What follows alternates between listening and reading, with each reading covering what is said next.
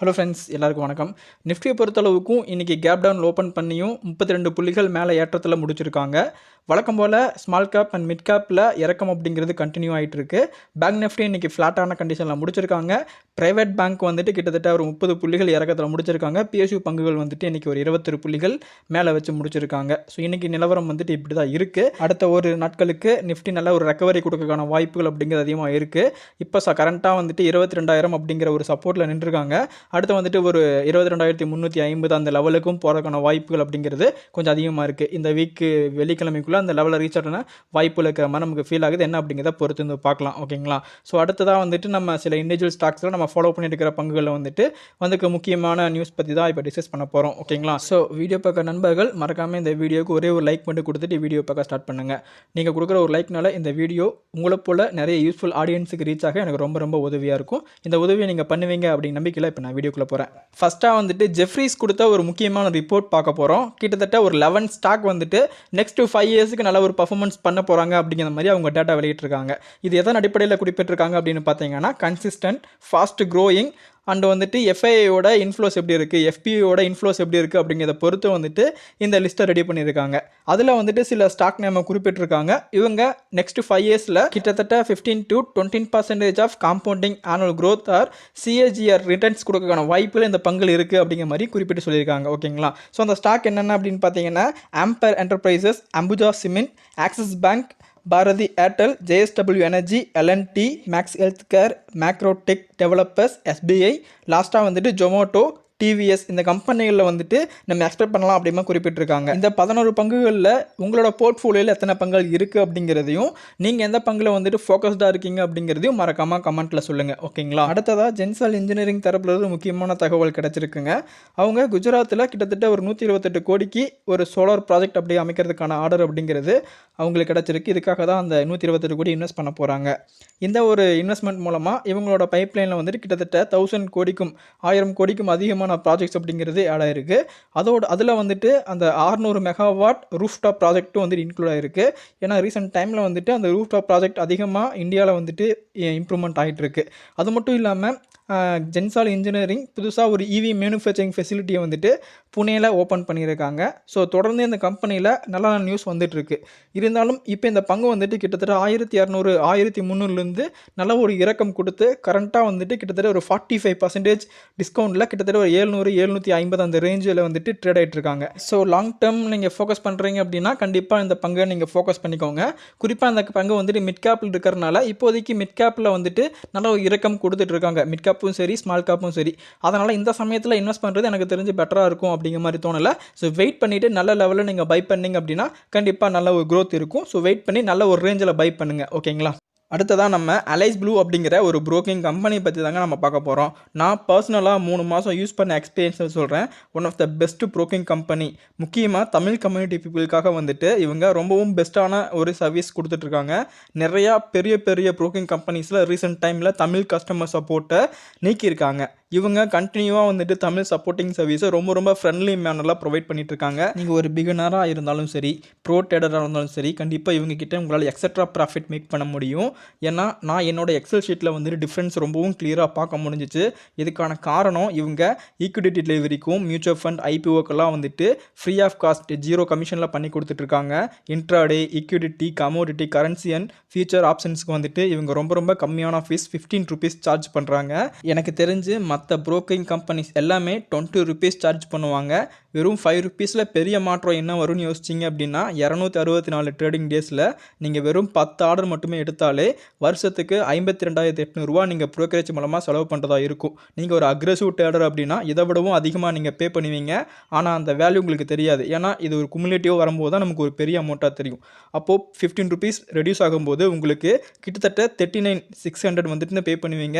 Minimum உங்களுக்கு 13,200 ரூபாய் save பண்ண முடியும். இந்த கம்பெனி நம்ம தமிழ்நாட்டில் ஈரோட்டில் தொடங்கப்பட்ட உருவாக்கப்பட்ட கம்பெனி. பின்னாளில் வந்துட்டு இதோட ஹெட் ஆஃபீஸ் பெங்களூரில் அமைக்கப்பட்டாலும் இப்போதைக்கு தமிழ் பீப்புள்ஸ்க்கு ரொம்பவும் பெஸ்ட்டான ஒரு சர்வீஸை கொடுக்குற ஒரு நம்பர் 1 கம்பெனி அப்படின்னு சொல்லி ஆகணும். இந்த நம்பிக்கை இவங்க சம்பாரிச்சனால தான் கரண்ட்டாக இவங்க கிட்ட 5 லட்சத்துக்கும் மேற்பட்ட கிளைண்ட்டோட 400க்கும் மேற்பட்ட எம்ப்ளாயீஸ் 20க்கும் மேற்பட்ட சிட்டிஸில் கிட்டத்தட்ட 12,000 பார்ட்னர்ஸோட ரொம்பவும் சக்ஸஸ்ஃபுல்லாக ரன் பண்ணிட்டு இருக்காங்க. அலைஸ் ப்ளூவில் நீங்கள் அக்கௌண்ட் ஓப்பன் பண்ணணும்னு நினச்சிங்க அப்படின்னா டிஸ்கிரிப்ஷன்லையும் நம்ம கமெண்ட்ல இருக்க லிங்கை கிளிக் பண்ணிங்க அப்படின்னா இந்த பேஜ் உங்களுக்கு ஓப்பன் ஆகும். இதில் உங்கள் name, email ID, mobile number, உங்களோட ஸ்டேட் கொடுத்து ஓப்பன் அக்கௌண்ட் கொடுத்தீங்க அப்படின்னா 15 மினிட்ஸ்க்குள்ளே உங்களுக்கு அக்கௌண்ட் வந்துட்டு ஓப்பன் ஆகிடும்.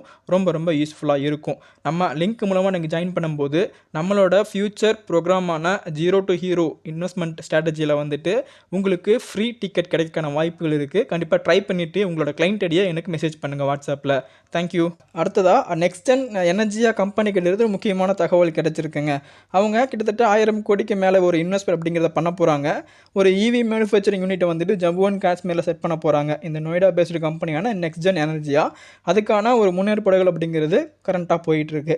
ஸோ இந்த ஒரு மேனுஃபேக்சரிங் யூனிட்டுக்காக கிட்டத்தட்ட ஒரு 100 ஏக்கர் லேண்ட் வந்துட்டு ஒரு கையகப்படுத்துறதுக்கான ஒரு ஆப்பர்ச்சுனிட்டி அப்படிங்கிறது இந்த பங்குக்கு வந்திருக்கு இப்போதைக்கு. அது மட்டும் இல்லாமல் கிட்டத்தட்ட ஒரு 3000 கோடி இன்வெஸ்ட் பண்ண போகிறாங்க. எதுக்காக அப்படின்னா ஒரு கம்ப்ரஸ்டு பயோகேஸ் பிளான்ட்டை வந்துட்டு குஜராத்தில் ரெடி பண்ண போகிறாங்க. இந்த மேக் இன் இந்தியா ப்ராசஸை வந்துட்டு இவங்க இந்தியன் கவர்மெண்ட் கூட பார்ட்னர்ஷிப்பில் வந்துட்டு ரெடி பண்ண போகிறதா இன்னும் ஃபைலிங்லாம் அவங்க ரெஜிஸ்டர் பண்ணியிருக்காங்க. இதை பற்றி மேலும் தகவல் கிடைச்சா கண்டிப்பாக நான் அப்டேட் பண்ணுறேன். ஓகேங்களா? அதோட இந்த கம்பெனியோட 2 வீலர்ஸ் அண்ட் 3 வீலர்ஸ் வந்துட்டு ரெடி டு லான்ச் அப்படிங்கிற ஸ்டேஜில் இருக்குது. அதோட எலக்ட்ரிக் பஸ்ஸஸ், ட்ரக், கார்ஸ்லாம் வந்துட்டு ப்ரொடக்ஷன் ஸ்டார்ட் போகிறதுக்கான நோட்டிஃபிகேஷன் அப்படிங்கிற மாதிரி கொடுத்துருக்காங்க. ஸோ தொடர்ந்து வந்துட்டு கம்பெனியில் நல்ல நியூஸ் தான் தொடர்ந்து வந்துட்டு இருக்கு. ஓகேங்களா? அடுத்ததாக வந்துட்டு ரீசெண்ட் டைமில் பார்க்கும்போது இன்றைக்கி ஸ்டீல் ரிலேட்டடான ஸ்டாக்கெல்லாம் நல்ல ஒரு பர்ஃபார்மன்ஸை கொடுத்துருக்காங்க. குறிப்பாக டாடா ஸ்டீல் 5.6%, ஜிந்தால் ஸ்டீல் வந்துட்டு 5%, ஜேஎஸ்டபிள்யூ ஸ்டீல் 2.9%, ஸ்டைல் வந்துட்டு 3% அப்படிங்கிற மாதிரி நல்ல ஒரு இம்ப்ரூவ்மெண்ட்டை கொடுத்துருக்காங்க. இதுக்கான காரணமாக என்ன சொல்லியிருக்காங்க அப்படின்னு பார்த்தீங்கன்னா அயன் ப்ரைஸோட மூவ்மெண்ட் வந்துட்டு கிட்டத்தட்ட $100 per டன்னாக வந்துட்டு மார்க் ஆகிருக்கு அப்படிங்கிற மாதிரி குறிப்பிட்டிருக்காங்க. அது மட்டும் இல்லாமல் சைனாவோட எக்கனாமிக்கல் பர்ஃபார்மன்ஸ் இன்ஃப்ளூயன்ஸ் வந்துட்டு அவங்களோட இண்டஸ்ட்ரியல் ப்ரொடக்ஷனை கிட்டத்தட்ட 7% growth நோக்கி நகர்த்தியிருக்காங்க. இந்த ஒரு ஹையர் குளோபல் ஸ்டீல் ப்ரைஸ் வந்துட்டு இந்தியாவுக்கு பெனிஃபிட்டாக அமைஞ்சிருக்கு. அதனால் இந்தியாவில் மேனுஃபேக்சரிங் இம்ப்ரூவ் ஆகிறதுக்கும் ரெவன்யூ அண்ட் ப்ராஃபிட்டபிலிட்டி இன்க்ரீஸ் ஆகிறதுக்கும் வாய்ப்புகள் அதிகமாக இருக்கிறதா வந்துட்டு குறிப்பிட்டிருக்காங்க. இதனால தான் வந்துட்டு இந்த சடன் ரேலி அப்படிங்கிறது இந்த ஸ்டீல் பங்குகளில் வந்திருக்கு. ஓகேங்களா? ஸோ இன்னும் வந்துட்டு கொஞ்ச நாளைக்கு இந்த ஸ்டீல் பர்ஃபார்மன்ஸ் நல்லா இருக்க வாய்ப்புகள் இருக்குது அப்படிங்கிற வரைக்கும் குறிப்பிட்டிருக்காங்க. ஸோ நம்மளும் வந்துட்டு ஸ்டீல் ஸ்டாக் மேலே கொஞ்சம் ஃபோக்கஸ்டாக இருக்கலாம். ஆல்ரெடி நம்மளோட ரேடாரில் வந்துட்டு ஜேஎஸ்டபிள்யூ ஸ்டீலை ஆட் பண்ணியிருக்கோம். அதோட வந்துட்டு ஆல்ரெடி நம்ம டாடா ஸ்டீலை வந்துட்டு இன்வெஸ்ட் பண்ணி வச்சுருக்கோம். ஸோ இந்த நியூஸ் வந்துட்டு கண்டிப்பாக நமக்கு ஒரு போனஸ் அப்படிங்கிற மாதிரி தெரிஞ்சுக்கலாம். தொடர்ந்து வந்துட்டு நம்ம இந்த மாதிரி ஸ்டீல் பங்குகளில் நல்ல ஒரு டிப் கிடைக்கும் போதெல்லாம் இன்வெஸ்ட் பண்ணி நல்ல ஒரு ப்ராஃபிட்டை மேக் பண்ணலாம். ஸோ இப்போ வந்துட்டு எல்லாமே ரொம்ப ஹையர் ப்ரைஸில் இருக்காங்க. நியூ என்ட்ரிஸ் வந்துட்டு தயவு செஞ்சு பண்ணாதீங்க. வெயிட் பண்ணிவிட்டு நல்ல ஒரு டிப் கிடைக்கும் போது இன்வெஸ்ட் பண்ணி பயன்பெறுங்க. ஓகேங்களா? அடுத்ததாக வந்துட்டு டோரண்ட் பவர் பற்றி ஒரு முக்கியமான நியூஸ். இன்றைக்கி வந்துட்டு 8% வந்துட்டு இம்ப்ரூவ்மெண்ட்டை கொடுத்துருக்காங்க. ஆல்ரெடி வந்துட்டு நம்ம சாட்டர்டே அன்றைக்கி இதோட அப்டேட் பார்த்துருந்தோம். ஒரு 3650 கோடி வந்துட்டு ஒரு சோலார் ப்ராஜெக்ட் கிடச்சிருக்கு. சோலார் வின் ஹைப்ரிட் ப்ராஜெக்ட் வந்துட்டு இவங்களுக்கு கிடச்சிருக்கு அப்படிங்கிற மாதிரி நம்ம பார்த்துருந்தோம். ஸோ இந்த ரினியூவபிள் எனர்ஜி ஆர்டர்னால வந்துட்டு இவங்களுக்கு நல்ல ஒரு இம்ப்ரூவ்மெண்ட் இன்றைக்கி கிடச்சிருக்கு. ஓகேங்களா? டோட்டலாகவே நம்ம டோரண்ட் பவர் பற்றி நிறைய தடவை டிஸ்கஸ் பண்ணியிருக்கோம். ரீசெண்ட் டைமில் அட்ராக்டிவாகவும் இருக்காங்க. நம்ம முன்னாடி டிஸ்கஸ் பண்ணும்போது ரொம்ப கம்மியான வேல்யூ இருந்தாங்க. அந்த லெவலில் பை பண்ணவங்க எல்லாத்துக்குமே வந்துட்டு கரண்ட்டாக நல்ல ஒரு வேல்யூ இருப்பாங்க. உங்களோட போர்ட்ஃபோலியோவில் வந்து டோரண்ட் பவர் இருக்கா இல்லையா அப்படிங்கிறத மறக்காமல் கமெண்ட்டில் சொல்லுங்கள். சரிங்களா? அடுத்ததாக வந்துட்டு சுகர் பற்றி ஒரு முக்கியமான நியூஸ் கிடச்சிருக்குங்க. நம்ம ஆல்ரெடி கேள்விப்பட்ட மாதிரி கெமிக்கல் இண்டஸ்ட்ரீஸ் மாதிரியே சுகர் இண்டஸ்ட்ரீஸும் வந்துட்டு நல்ல ஒரு டிப் அப்படிங்கிறது நடந்துங்கிறதா இருக்குது. அதுபடி வந்துட்டு இப்போ நெட் சுகர் அவுட்புட் வந்துட்டு டிப்பாக இருக்குது. மார்ஜினலாக கிட்டத்தட்ட 280.79 லட்சம் டன்ஸ் அப்படிங்கிற மாதிரி இப்போ ரீசெண்டாக குறிப்பிட்டிருக்காங்க. இந்த ஒரு ஃபினான்ஷியல் இயர் 2023 to 2024 அப்படிங்கிற மாதிரி ரெஜிஸ்டர் பண்ணியிருக்காங்க. ஓகேங்களா? இதே வந்துட்டு நம்ம போன இயர் வந்துட்டு எவ்வளோ இருந்துச்சுன்னு பார்த்தீங்க அப்படின்னா கிட்டத்தட்ட 282.60 லட்சம் டன்ஸாக இருந்துச்சு லாஸ்ட் இயரில்.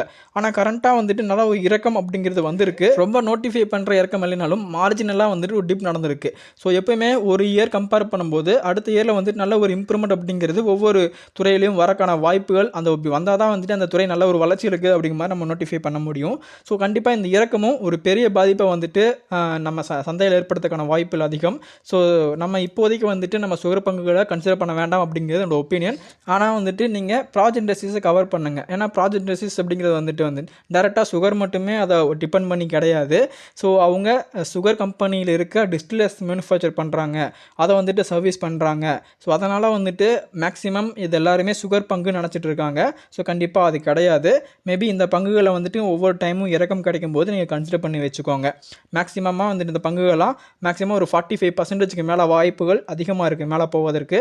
ஸோ இந்த பங்குகளை வந்துட்டு கண்டிப்பாக கன்சிடர் பண்ணுங்கள். டேரெக்டாக சுகர் பங்குகளை மட்டும் நீங்கள் அவாய்ட் பண்ணுங்கள். அதுதான் இப்போதைக்கு பெஸ்ட்டாக இருக்கும். இதுதான் என்னோட ஒப்பீனியன். ஓகேங்களா? இதை பற்றி நீங்கள் நினைக்கிறீங்க அப்படிங்கிறதையும் மறக்காமல் கமெண்ட்டில் சொல்லுங்கள். சரிங்களா? அடுத்ததாக வந்துட்டு செவோடெக் பவர் சிஸ்டம்லேருந்து முக்கியமான ஒரு அப்டேட் கிடச்சிருக்குங்க. அவங்க வந்துட்டு ஒரு 20 EV ஸ்டேஷனை வந்துட்டு இவங்க ரெடி பண்ணியிருக்காங்க இப்போது நாசிக்கில். ஆல்ரெடி வந்துட்டு இந்த பங்கை பற்றி நான் நிறையா உங்கள்கிட்ட டிஸ்கஸ் பண்ணியிருக்கேன். எனக்கு தெரிஞ்சு இந்த பங்கு எனக்கு ரொம்ப ரொம்ப அட்ராக்டிவாக தெரியுது. நல்ல ஒரு ரிட்டர்ன் வந்துட்டு கம்பேரிட்டிவ்லி வந்துட்டு நம்ம சுசலான் அளவுக்கு தரக்கான வாய்ப்பு ரொம்ப ரொம்ப அதிகமாக இருக்குது. ஏன்னா சுசலான் வந்துட்டு கரண்ட் மார்க்கெட் ப்ரைஸ் கொஞ்சம் கம்மியாக இருக்க மாதிரி நமக்கு ஃபீல் ஆகுது. ஆனால் இந்த பங்கு வந்துட்டு கிட்டத்தட்ட ஒரு 300-350 ரேஞ்சில் இருக்காங்க அப்படிங்கிற மாதிரி ஃபீல் ஆகுது. ஆனால் எனக்கு தெரிஞ்சு இந்த ரேஞ்சிலையும் வந்துட்டு அது ரொம்ப ரொம்ப அட்ராக்டிவான வேல்யூஸ் இருக்காங்க. கண்டிப்பாக வந்துட்டு நீங்கள் கன்சிடர் பண்ண ட்ரை பண்ணுங்க அப்படிங்கிற என்னோட ஒப்பீனியன். இதை பற்றி உங்கள் கருத்துக்களையும் மறக்காமல் கமெண்ட்டில் சொல்லுங்கள், டிஸ்கஸ் பண்ணலாம். ஓகேங்களா? ஸோ ஆல்மோஸ்ட் வந்துட்டு இன்றைக்கி நான் உங்கள்கிட்ட என்னெல்லாம் பேசணும்னு நினச்சனோ எல்லாத்தையுமே கிளியராக எக்ஸ்பிளைன் பண்ண நம்புகிறேன். இந்த வீடியோ வந்துட்டு டெஃபினட்டாக உங்களோட போர்ட்ஃபோலியோ இம்ப்ரூவ்மெண்ட் பண்ணுறதுக்கு ஏதாச்சும் ஒரு வேலை ரொம்ப ஹெல்ப்ஃபுல்லாக இருக்கும் அப்படின்னு நம்பிக்கை எனக்கு இருக்குது. இந்த வீடியோ உங்களுக்கு பிடிச்சிருந்தா மறக்காமல் லைக் பண்ணிக்கோங்க. இந்த வீடியோ பற்றின கருத்துக்களை கமெண்ட்டில் சொல்லுங்கள். மீண்டும் ஒரு இன்ட்ரெஸ்டிங்கான வீடியோவில் பார்க்கலாம். தேங்க்ஸ் ஃபார் வாட்சிங் friends. Investments in securities markets are subject to market risks. Read all the related documents carefully before investing.